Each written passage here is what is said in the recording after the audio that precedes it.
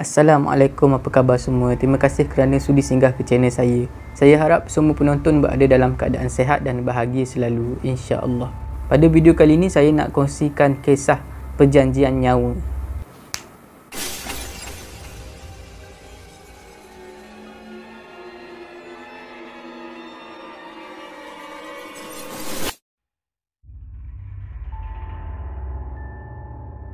Kisah ni berlaku kepada Pak Wahab. Masa tu dia masih muda. Dia hanyalah seorang peniaga kecil-kecilan dan dia ada sebuah gerai yang menjual makanan. Pada masa tu Pak Wahab dah kahwin dan dia ada seorang anak perempuan yang masih lagi kecil. Pendapatan daripada jualan di gerai makanan Pak Wahab ni hanyalah setakat cukup makan saja. Dan banyak kali juga Pak Wahab ni kena meminjam daripada saudara mara. Pada satu malam tu, datanglah dua orang lelaki ni ke kedai Pak Wahab. Dia orang order makanan, makan sambil bersembang. Pak Wahab ni terdengarlah perbualan dua orang lelaki ni. Dia orang berdua ni bercadang nak jumpa bomoh pada malam tu selepas dia orang makan. Dia orang nak minta nombor ekor. Mula-mula Pak Wahab ni terkejut jugalah bila dengar dua orang lelaki tu bersembang macam tu. Masa tu hanya ada Pak Wahab dan dua orang lelaki tu saja dekat gerai tu. Tapi lama-lama timbullah satu niat tak baik, niat buruk di hati Pak Wahab. Pak Wahab memang betul-betul dengar dua orang lelaki tu nak pergi lepas dia selesai makan. Jadi bila dah dua orang lelaki tu siap makan, dah siap bayar, dia orang pun naiklah kereta dan pergilah ke arah rumah bomoh tu. Pak Wahab ni pula senyap-senyap naik motor ikut follow kereta dia orang. Gerai makanan Pak Wahab pun Pak Wahab tinggal macam tu saja. Sebab dia betul-betul nak ikut dua orang tu, nak tahu dekat mana lokasi rumah bomoh tu. Lebih kurang 20 minit perjalanan sampailah di sebuah rumah. Lokasi rumah tu agak tersorok daripada jalan besar. Kena lalu jalan kebun getah dulu sebelum sampai ke kawasan rumah tu. Pak Wahab yakin rumah tu lah rumah bomoh yang dua orang lelaki tadi cakap. Pak Wahab pun tinggalkanlah kawasan tu dan kembali semula ke gerai makanan dia. Bila Pak Wahab dah balik ke gerai dia tu, Pak Wahab ni termenung sekejap. Dia tengok keadaan gerai dia tu. Tak ada pelanggan, kurang pelanggan. Samalah macam malam-malam sebelumnya. Keesokan malamnya sama juga. Tak ramai orang datang. 2-3 hari juga Pak Wahab ni termenung dekat gerai dia. Terkenangkan nasib dia dekat gerai tu, tak ramai pelanggan yang datang. Jadi timbullah satu hasrat yang jahat di hati Pak Wahab. Pak Wahab berniat nak pergi jumpa bomoh tu pada malam tu. Jadi lepas tutup kedai, Pak Wahab pun bergeraklah menuju ke rumah bomoh tu. Bila dah jumpa bomoh tu, Pak Wahab pun bagi tahulah apa yang dia nak. Dia nak jadi kaya, dia nak perniagaan dia maju. Pak Wahab nak gerai dia tu ramai pelanggan. Bomoh tu ajarkan satu bacaan mentera kepada Pak Wahab. Dan bomoh tu juga ajarkan cara nak mengamalkan bacaan mentera tu. Nak kena pergi ke mana, kena buat apa, bila nak baca mentera tu, berapa kali, semua dia ajar. Dan bomoh tu cakap, kalau nak amalkan benda ni, jangan putus asa dan kena rajin. Sebab kata Tok Bomoh tu, benda ni tak ada yang mudah. Lepas tu bomoh tu suruh Pak Wahab keluar. Pak Wahab pelik juga sebab bomoh tu tak ada minta apa-apa pengeras ke atau pembayaran apa-apa. Jadi Pak Wahab ni pun bangun dan keluar daripada rumah tu. Bila Pak Wahab tengok balik ke dalam rumah, bomoh tu dah tak ada. Pak Wahab pun baliklah ke rumah dia. Jadi pada malam seterusnya, lepas tutup kedai, Pak Wahab pun terus ikut apa yang Tok Bomoh tu ajar. Dia pergi ke satu kawasan tanah perkuburan lama. Tok Bomoh semalam tu lah yang bagi tahu dekat mana lokasi tanah perkuburan lama tu. Kawasan tu agak tersorok dan tak ramai orang tahu. Kalau nak pergi ke kawasan perkuburan lama tu, tak boleh naik motor. Motor kena tinggal dekat tepi jalan. Sebab dekat situ banyak semak yang tebal, motor tak boleh masuk. Berjalan kaki, sekitar 10 minit barulah sampai ke tanah perkuburan lama tu. Dekat tanah perkuburan lama tu, kubur-kubur dia banyak yang tak ada batu nisan. Kalau ada pun banyak yang dah pecah, yang dah hancur. Kalau yang ada pun cuma yang jenis batu sungai aja yang ada. Jadi Pak Wahab pun buatlah apa yang Tok Bomoh tu ajar. Duduk bersila depan kubur, lepas tu baca mentera, ulang berapa kali, ulang yang banyak kali lah. Lepas tu lama jugalah Pak Wahab duduk kat situ. Bukan tak takut, memang takut. Tapi Pak Wahab ni memang dah nekat. Dia nak kaya dan dia yakin cara tu boleh buatkan dia kaya. Bila dah siap tu, Pak Wahab pun baliklah ke rumah. Keesokan harinya, tak ada apa-apa yang jadi. Sama juga, gerai dia masih lagi tak ramai pengunjung, tak ramai pelanggan. Jadi pada malam harinya, Pak Wahab pun pergilah lagi ke kubur tu dan ulanglah perbuatan yang sama.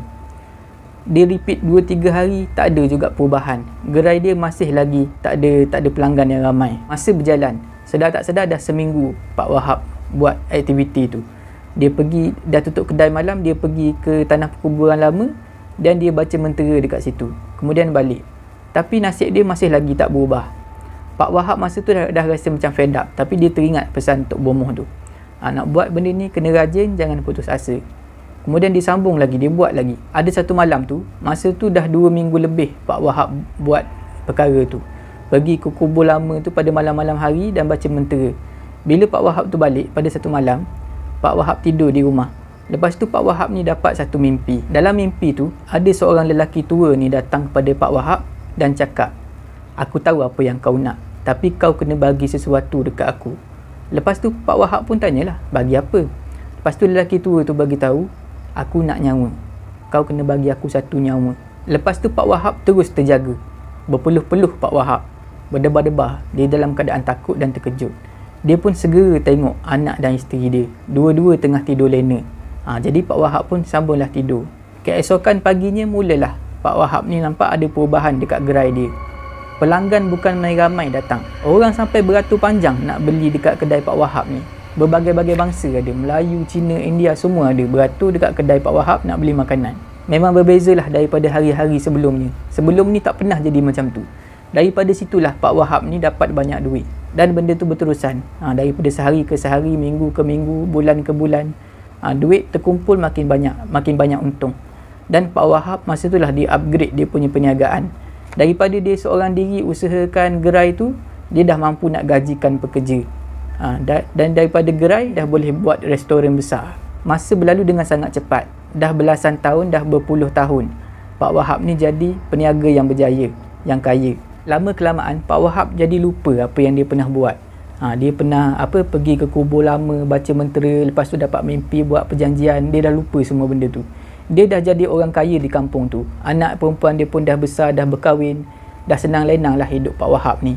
Masa tu Pak Wahab fikir perniagaan dia boleh berkembang macam tu sebab masakan dia sedap dan dia bekerja kuat. Pada satu hari tu, adalah datang seorang perempuan ni bersama dengan anak lelaki dia yang masih kecil. Anak lelaki dia tu sekitar 5 ke 6 tahun macam tu lah. Dua orang ni datang ke kaunter. Masa tu Pak Wahab ni tengoklah anak lelaki perempuan tu. Anak lelaki perempuan tu macam keadaan takut-takut dan dia selalu tengok ke atas. Bila Pak Wahab ni tengok budak lelaki tu macam tu, Pak Wahab ni nak tahulah kenapa kan, apa yang dia nampak dekat atas. Lepas tu Pak Wahab ni ambil lah balang gula-gula yang ada dekat kaunter. Dia buka dan dia ambil lah beberapa gula-gula dan dia bawa pergi dekat budak tu. Dia pun tegurlah mak budak tu dulu. Beli makanan ke? Anaknya umur berapa? Lepas tu mak budak tu cakap lah, budak ni 6 tahun ni. Lepas tu Pak Wahab pun bercakap lah dengan budak tu. Adik tengok apa daripada tadi pakcik tengok, asyik tengok atas saja. Lepas tu dia bagi budak tu gula-gula tu. Budak lelaki tu ambil lah gula-gula. Lepas tu budak tu bercakap dengan Pak Wahab dalam keadaan berbisik. "Pakcik, dekat kedai pakcik ni atas bumbung ada hantu." Lepas tu mak budak tu terkejut lah dengar macam tu. Siapa cakap macam tu? Mak budak tu marah. Pak Wahab pun terkejut dengar budak tu cakap macam tu. Lepas makanan dan minuman yang mak budak tu order tadi dah siap, dia orang pun balik lah, ambil makanan tu, bayar dan balik. Masa perempuan tu dan anak dia berlalu pergi daripada kedai tu, Pak Wahab ni perhatikan budak lelaki tu. Budak lelaki tu berpaling ke belakang 2-3 kali dan dia tengok ke arah atas, ke arah bumbung kedai. Masa tu Pak Wahab dah rasa tak sedap hati. Tapi tak lama lepas tu, Pak Wahab ni dapat satu perkabaran berita baik. Anak perempuan Pak Wahab yang baru kahwin tu dah mengandung. Jadi Pak Wahab ni memang seronok lah, memang happy lah sebab tak lama lagi dia boleh timang cucu dia yang pertama dan dia pun bakal jadi datuk. Pada mulanya semuanya normal, tak ada apa yang pelik lah. Tapi bila masuk aja usia kandungan anak dia 4 bulan, Pak Wahab ni terima satu berita yang menyedihkan lah. Anak perempuan Pak Wahab ni telefon Pak Wahab dan bagi tahu kandungan dia terpaksa digugurkan. Terkejut Pak Wahab bila dengar macam tu. Jadi Pak Wahab ni pergilah ke rumah anak perempuan dia tu dan tanyalah apa yang jadi sebenarnya. Jadi anak perempuan Pak Wahab ni ceritalah sebenarnya macam ni. Bila dah genap 4 bulan, dia orang pergilah cek kan, anak perempuan Pak Wahab dengan suami dia pergilah cek kandungan. Bila doktor cek kandungan, baby dalam perut anak perempuan Pak Wahab ni dah tak ada degupan jantung. Doktor cakap anak tu dah mati dalam perut. Doktor pun sarankan untuk gugurkan kandungan tu sebab kalau dibiarkan lagi teruk. Anak Pak Wahab memang sedih lah. Pak Wahab lagilah sedih. bila dengar berita macam tu, perkara macam tu. Jadi doktor pun tak boleh nak explain sebenarnya apa yang jadi dekat baby dalam perut anak Pak Wahab tu. Nak cakap apa tu pendarahan, tak ada pendarahan. Tak ada sebab, macam tiba-tiba mati mengejut. Bila dah berjumpa dengan anak dia, dah boleh bercakap macam tu, Pak Wahab ni baliklah semula ke restoran dia dalam keadaan yang sedih. Pak Wahab duduk kat restoran dia, duduk termenung. Tengoklah orang ramai masuk dan keluar daripada restoran dia beli makanan. Masa tu barulah Pak Wahab ni teringat apa yang dia pernah buat. Dia pernah berjumpa bomoh, dia pernah baca mentera dekat atas kubur, dia pernah buat perjanjian dalam mimpi. Lepas tu dia teringat dalam mimpi dia tu, orang tua tu cakap dia nak nyawa, dia nak satu nyawa. Bila teringat macam tu, Pak Wahab ni terus menangis. Menangis dan menangis sebab menyesal. Dia rasa salah dia, cucu dia tu mati dalam perut. Lama kelamaan Pak Wahab ni berubah. Dia tak lagi jadi orang yang ceria macam biasa. Dia tak jadi orang yang peramah macam biasa. Dia dah berubah, dia jadi pendiam, dia banyak murung, banyak mengasingkan diri dan dia selalu sangat menangis. Dan macam itulah pengakhiran Pak Wahab ni. Dia dah jadi orang yang tak sioman. Setakat tu sajalah video saya pada kali ini. Saya harap penonton semua terhibur. Jika anda suka dengan video ni, jangan lupa like, share dan komen video ni. Jangan lupa tekan butang loceng untuk dapatkan notifikasi video saya yang seterusnya. Bagi penonton yang nak berkongsi kisah seram, boleh hantar ke alamat email yang tertera dekat bawah. Janganlah takut pada makhluk, tetapi takutlah kepada pencipta sekalian makhluk. Semoga kita berjumpa lagi di video saya yang seterusnya, insya-Allah. Assalamualaikum.